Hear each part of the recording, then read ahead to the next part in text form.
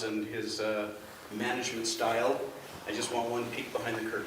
I worked for Steve longer than anybody else. I watched him throughout the changes of his life. And Steve went through the classic hero's journey. That is, early on in his life, his behavior was not good. It is well documented and well talked about.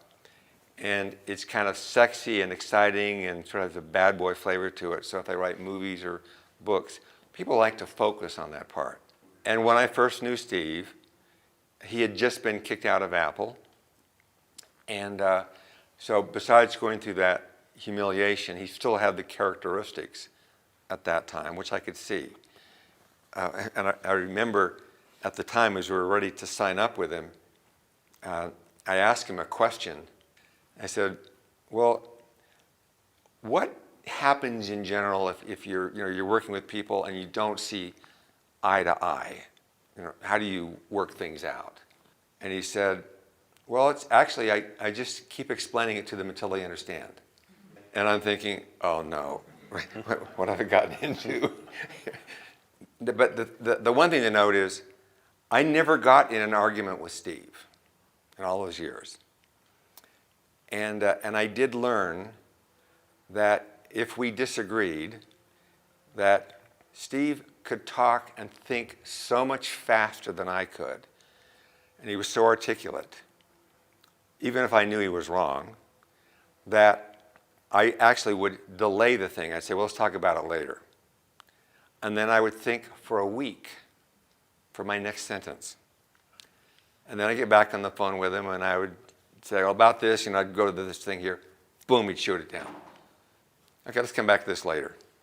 So some of these went on for months. But the interesting thing was, there reached a point when one of three things happened. One of them was, I'd say something, he'd say, oh, I got it, you're right, go ahead. And that was it. And then about a third of the time, he would actually convince me that he was right. And I didn't see some of the subtleties he did.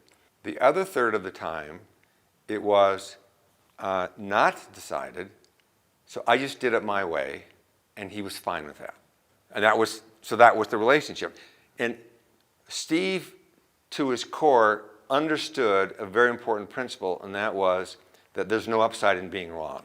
So he was passionate, he would argue something there, but as soon as he realized he was wrong, he stopped and he would just switch.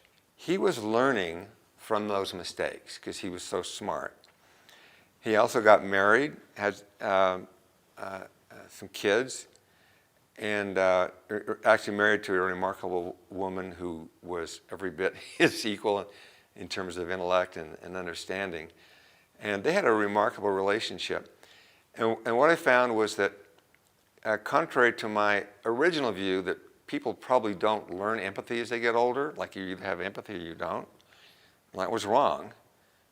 I would not describe Steve as having empathy when I first knew him, but over time that changed. The way he treated people, the way he interacted, the way he listened, the way he cared, all changed. He had been kicked out of his kingdom. He was going in the wilderness, failing, finding problems, or creating problems, but he was learning from them, and he changed. And around the early 1990s, he changed so much that everybody that was with him stayed with him for the rest of his life. So when it got to the point where he was getting near the end of his life, and people were doing interviewing and so forth, even though the interviews were authorized by Steve, nobody was going to psychoanalyze Steve. His relationship with everybody was such that they wanted to respect him.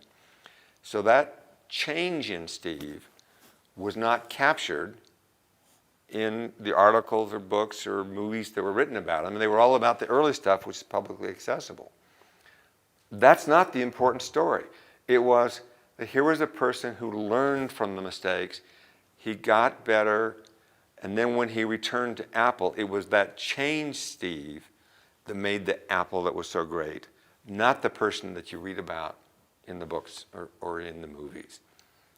And it's a disservice to young people to think there's something about that behavior which was good, when Steve would said his behavior was not good. And what he turned into was something into a loyal friend.